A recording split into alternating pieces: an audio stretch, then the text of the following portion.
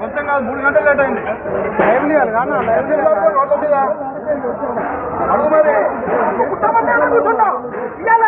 Sir మీరు నారాజు అయితే ఇంత ఈవెంట్ చేసి వేస్తారు.